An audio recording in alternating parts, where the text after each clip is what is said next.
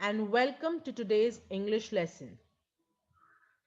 Today we shall be looking at section 3, that is writing skill in your textbook. And we shall be studying the third writing skill, that is emails. My dear students, as we know, we are in the 21st century and everything we do in order to communicate with each other is with the help of technology. Technology has helped us to communicate or to send messages to each other in a very fast, quick, and in an easy manner. So, emails is one of the forms where we can communicate to someone in a very formal way but in a quick manner. Now, let us understand what is an email. Email is electronic mail, also known as email, or you can write as e-mail. It is one of the most commonly used services on the internet. It allows people to send messages to one or more recipients. So earlier, people used to send letters and communicate with each other. That is, formal communication would take place through letters. But today, because of internet, we can easily send messages to not only one but more than one recipients through email. Now, email was invented by Ray Tomlinson in the year 1972. Now, why should you use email? You have WhatsApp, you have so many other social media platforms where you can communicate with each other. Then why email? Because the operating principle behind email is relatively simple. It's quite easy, it is quickly made, and it has the most popular service used on the internet. So today, if you see, majority people use email in order to send messages, most of the time formal messages to each other. As with the traditional postal service, for your message to reach your recipient, all you need to do is to know their address. Okay. So, like we used to send letters, if you want to send letters to someone, or you want to send parcel to someone, or you want to send anything, all you need to know is their address. Similarly, in an email, every individual who uses email in order to communicate has his own email address. So once you know his email address, you can send him or her your message. So its two main advantages are over paper mail, like you write letter and you send it. So over that, what is the advantage of email is the speed at which the email is sent. So you have to just type your message, and at a click your email is sent to the recipient, to the person. And the lower cost, okay, you don't have to pay something for the email to be sent. Only you need to have is an email address and an internet connection. If you have these two things, you can immediately send your email at a very low cost. So when you send a paper mail, or when you write letters and send, you invest a lot of time, okay, and also you invest money in order to be sent to one from one place to another. But when it comes to email, at just one click, your message is sent to the recipient, and there is very low cost that is involved. Okay. What's more, email can be used for instantaneously send a message to several people at once. So you don't, if you want to send one same message to many people at a time, then you don't need to write letters many a times, like different copies to be sent to different people. Here, what you do is you just type one single message, and that message can be sent to various number of people at a time. Now, what are the various email basics? So, in the previous slide, we have seen what are the various uses and why we should use email. Now, the second slide here is what are the email basics? Like, what are the very minimum or the basic things that you need to know when you are sending an email? First, make sure that your emails stand out because of the content. and not because of sloppy mistakes, poor formatting, or casual language. Now, this is something that involves formal conversation. Okay, my dear students. So, when you have a formal conversation, you see that your language that you use should be very, it should be properly formed. It should not have any kind of grammatical errors. It should not have any language errors. So all those things you need to remember when you are writing an email. So see that when your email is sent to a person, the person understands your email and the subject that it talks about, and not because there are so many mistakes that your email has. Second thing is, the font that you use in order to write an email should either be 10 or 12 point size, okay, which is readable to the person. Then, if you're sending some job search related emails from a professional email address, then your email address should just include some combination of your first letter, okay, or your first or last name, or the first initial of your first name and then your last name.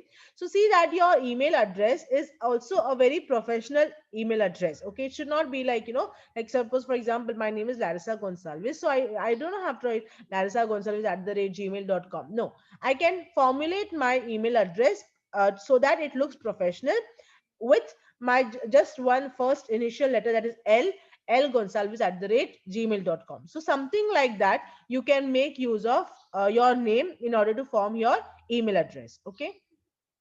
Now, what's to include when you're sending job search correspondence, and the email message format you should use when you're sending employment related email messages. Now, we'll see how we can, send the email messages in a very professional manner, especially when you're, sending an email which is asking for, some related job which you all can apply for, okay, or some employment related email when you're sending.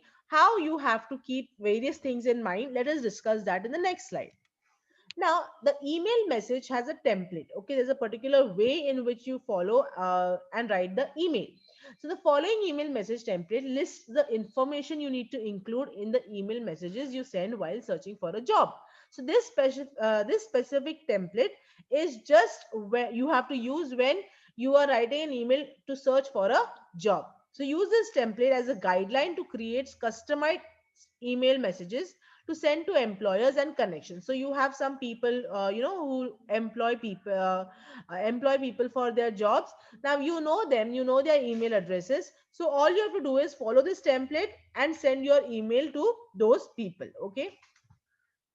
Now, what is the various steps? Like, in letter writing, we have various sections. That is the address section. Then you have salutation section. Then you have first paragraph, second paragraph, third paragraph, and then the signature. Okay. So similarly, in an email also, there are particular steps that you need to follow. The first step is subject line. Okay. Your email should have a subject. So there should be a clear subject line in your email. Means your subject should be able to tell the person without reading your email what your email is about. Okay, so entirely what your email is about should be in short written in your subject. Next, use a subject line to summarize why you are emailing. Okay, either you emailing for application for job, or application for leave, or whatever reason you are applying for, or you're writing the email for, that reason should be specifically mentioned in your subject. Okay, so some examples of strong subject lines are: you can either write application for marketing associate and your name, or you can write informational interview request, or you can write thank you marketing associate interview, or you can write if you are referred by some person, okay, or for some informational interview, then you can write that person's name and the detail in just one line in the subject. Okay, so these are few ideas where you can write the subject so as to give the information about your email. Then the next step is salutation. Now, in salutation, you use an appropriate salutation. Whether the person, you write dear Mister, the name of the person, the last name, and if it is a lady, if you know it is a lady, then you write dear Miss and the last name. Or you can just write, if you don't know if it is a male or a female, you can just write dear hiring manager. Okay. Then you start with the first paragraph. Now, in the first paragraph, your email should include information on why you are writing. Okay. Then you can continue by being very clear and direct. If you're applying for a job, then mention the job title, like what kind of job you're applying for. Okay, you have to mention that in the very first paragraph. Or if you want an informational interview, then state that in your opening sentences. So what purpose are you writing your email? After your statement or the subject, the first paragraph again should give the main idea of why this email is written. So whatever reason you're writing this email for, write it specifically in the first paragraph. Then the middle paragraph. In the middle paragraph, your email message should describe what you have to offer the employer. So if you are applying for a job, then why should the employer appoint you? What is so specific in you, or what is so different in you, that you should be given a chance to work in their company? So that you have to write, you have to describe your skills. Or if you're writing to ask for help, then what type of help you're looking for, that you have to write. Okay, and now remember that you have to keep your email concise, that is short and flawless with relevant punctuation. So do not make any grammatical errors. Okay, see that you use punctuation marks clearly so that it is easy for the person to understand your message in a clear and relevant manner. So that is your middle paragraph where you describe yourself to the employer. If you're applying for a job, or if you're inquiring about something, then you ask those things in specific in the second paragraph. Then the last paragraph or the final paragraph should be your concluding of your email. Now, how will you conclude your email? Is by thanking the employer for considering you for the position. Now, since he has taken his time to open your email and go through it, so you have to kind of be gentle and thank the person for considering you for the position, or your connection for helping with your job search. Okay, so in the concluding paragraph, basically you thank the person for giving you the opportunity, and maybe a promising line wherein you give your best to the employer if given a chance. Okay, so that is your final paragraph. And then you end your final paragraph like how we do it in the letter. Similarly, here also you write your sincerely. Okay, so the email signature, then your name and your last name, then your email address, okay, and a phone number, so that they can get in touch with you if they are convinced with your skills and abilities. Okay, so in this way you will end your email. Now, in the email, like I told you, you can send your email to not only one person but to multiple number of recipients. So here is a way of doing those things. Okay, you can either CC your email or you can BCC your email. Now, what is the meaning of CC? You send a carbon copy, that is CC. Okay, carbon copy to the person. Okay, another person. Like suppose you're sending me, you're sending some other person, and then you're sending one more person. You want to send all three of us, then what you do is you type the email to me and then you CC the other two people, so they also will receive the email that you have sent. Or you can BCC. Now, what is BCC? BCC is blind carbon copy. That is, if you are sending the email to me and another two people, then we will not be able to identify, or we will not know whom this email has been sent. So it's a blind carbon copy. Like nobody else will know whom the email is sent. So when you want to keep your email recipients confidential, then you use the BCC uh, section of the email. Okay, but these things can be tricky, so you need to use them appropriately in the appropriate place.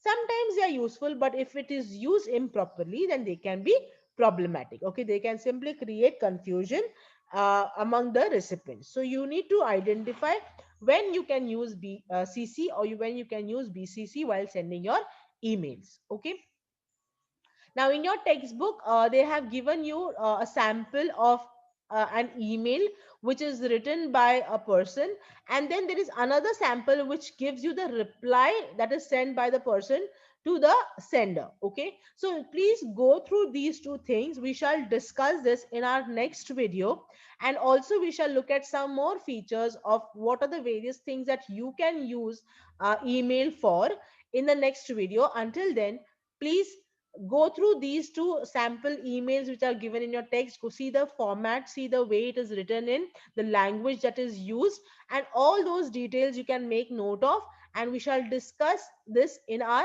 next video. Until then, Thank you and have a nice day.